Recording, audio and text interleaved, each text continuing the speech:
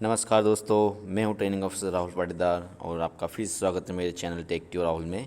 जैसा कि मैंने पहले वीडियो में बताया था आपको, जो MP ITI training officer vacancy आ रही है उसमें कितनी पोस्ट है, एग्ज़ाम पैटर्न कैसा है और इसके बारे में मैंने जानकारी प्रोवाइड की थी।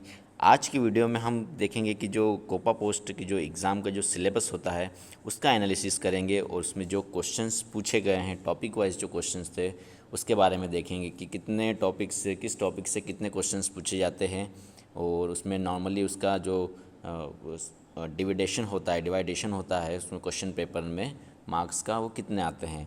तो चलिए स्टार्ट करते हैं। सबसे पहले देखते हैं जो फर्स्ट सेक्शन रहेगा आपका, वो जो रहेगा 25 क्वेश्चंस का रहता है। उसमें जो है साइंस और मैथ के जो है कॉमनली 5 क्वेश्चंस पूछे जाते हैं और सामान्य ज्ञान के 13 क्वेश्चन। सामान्य ज्ञान के जो 13 क्वेश्चन पूछे जाते हैं उसमें अधिकतर जो रहता है एमपी और जो है इंडिया, ये दो के ज़्यादा क्वेश्चंस रहते हैं। एमपी के इसमें ज़्यादा क्वेश्चंस रहते हैं और कुछ क्वेश्चन जो है करंट अफेयर से भी आते हैं।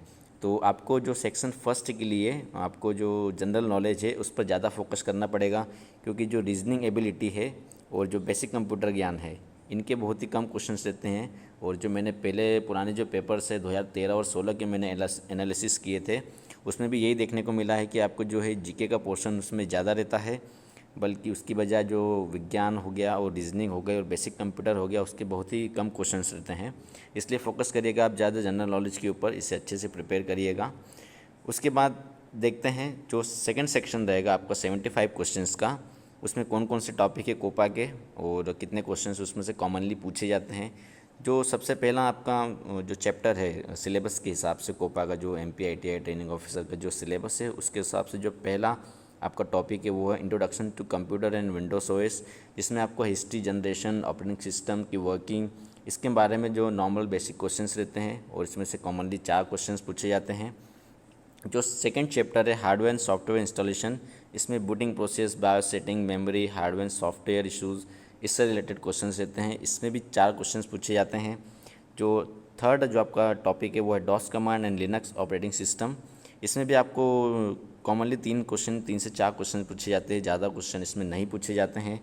और ये मैं आपको इसलिए बता रहा हूँ क्योंकि जब जो नेक्स्ट वीडियो रहेगा उसमें जो आपकी स्ट्रेटेजी रहेगी तैयारी करने की कि किस पर आपको ज़्यादा फोकस करना है, किस पर कम फोकस करना है, किसके क्वेश्चन ज़्यादा पूछे जाते हैं और किसके क्वेश्चंस कम आते हैं एग्ज़ाम में।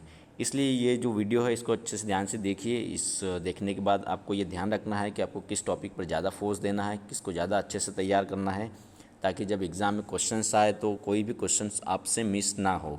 कोशिश यही रहेगी, आपकी रहनी चाहिए कि जो टॉपिक जिस पर आप ज़्यादा फोर्स या फिर ज़्यादा उसको अच्छे से तैयार करके जाओ उसका एक भी क्वेश्चन आपसे छूटना नहीं चाहिए। आपको सभी क्वेश्चन सही सही अटेम्प्ट करने हैं। इसके बाद जो अगला चैप्टर है एमएस वर्ड, एमएस एक्सेल और एमएस पावर पॉइंट, ये 3 चैप्टर है। इसके काफ़ी सारे क्वेश्चंस पूछे जाते हैं, मतलब यहाँ देखा जाए तो 6 क्वेश्चन इसके।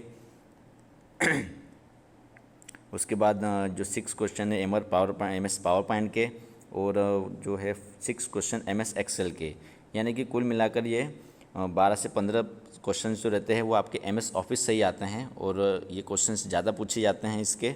तो आपको ये जो 3 चैप्टर्स रहेंगे इनके जो क्वेश्चंस रहेंगे, जो एमसीक्यूज़ रहेंगे, उन पर ज़्यादा फोकस करना है। इसमें बहुत ही सिंपल क्वेश्चंस पूछे जाते हैं, बट वो क्वेश्चंस ऐसे रहते हैं जो आप कॉमन बुक्स में नहीं पढ़ते हैं और वही आपको पूछे जाते हैं। तो इस पे आपको फोकस देना है। इसका काफ़ी सारा मटेरियल मेरे पास अवेलेबल है। एक एक टॉपिक के कम से कम 1000 से 1200 क्वेश्चन है, मतलब हर वैरायटी के क्वेश्चन है और मैं आपको सभी प्रोवाइड करूँगा। तो फिलहाल इसको देख लेते हैं। जो अगला है आपका डाटाबेस मैनेजमेंट सिस्टम, इससे कॉमनली 7 क्वेश्चंस पूछे जाते हैं। उसके बाद नेटवर्किंग कॉन्सेप्ट, जिसमें client server, network topology, LAN, TCP IP, hub, switch, router, इससे रिलेटेड आपको 6 क्वेश्चंस पूछे जाते हैं। ये जो 7 और जो 6 क्वेश्चंस मतलब जो मैं बता रहा हूँ, ये जितने भी पुराने 2013 और 16 में हुए थे पेपर हुए थे, उन सभी पेपर्स को मैंने पढ़ा, मैंने उनको मार्क आउट किया, उसमें से फिर एनालिसिस किया कि कितने क्वेश्चंस किस टॉपिक से कितने क्वेश्चंस पूछे जाते हैं और आपको किस पर ज़्यादा अच्छे से ध्यान देना है। फिर जो अगला चैप्टर है आपका इंटरनेट कॉन्सेप्ट, उसमें जो है WWW यानी world wide web, concept of internet, web browser, internet server, internet security and threads, इस पर से कुछ आपको 5 क्वेश्चंस पूछे जाते हैं। तो इसको भी आपको तैयार करना है अच्छे से।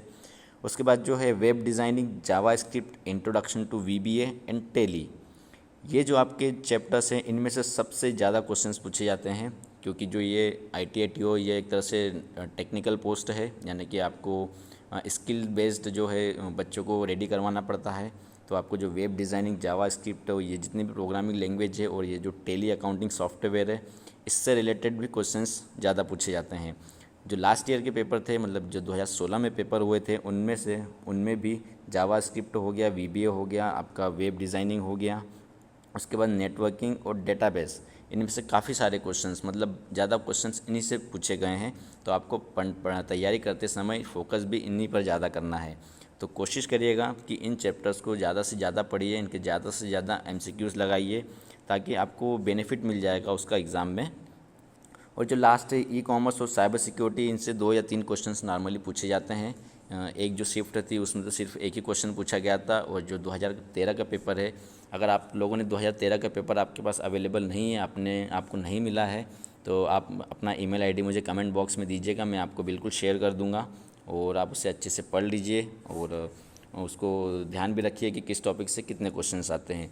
तो जो हमारा अगला जो इसके बाद वीडियो रहेगा, उसमें मैं यही बताऊंगा कि आपको पढ़ना कैसे है और किस टॉपिक को किस तरीके से पढ़ना है, क्योंकि वही चीज़ इसमें मेन रहती है तैयारी में। क्योंकि जो बच्चे, आप स्टूडेंट्स जो रहते हैं, उसमें वो हर टॉपिक में आप थोड़ा थोड़ा करने के चक्कर में जो है जिस टॉपिक से ज़्यादा क्वेश्चंस आते हैं उनको करने में, उनसे जो क्वेश्चन आते हैं उनको अटेम्प्ट करने में इशू आने लगता है, यानी कि ना उधर के रहते हैं ना इधर के रहते हैं। तो मेरा स्ट्रेटेजी ये रहेगा कि आपको वो टॉपिक में ज़्यादा अच्छे से और ज़्यादा बेटर तरीके से तैयार करवाऊँ जिसके क्वेश्चंस ज़्यादा पूछे जाते हैं। तो जो अगला वीडियो रहेगा वो उसी के ऊपर रहेगा।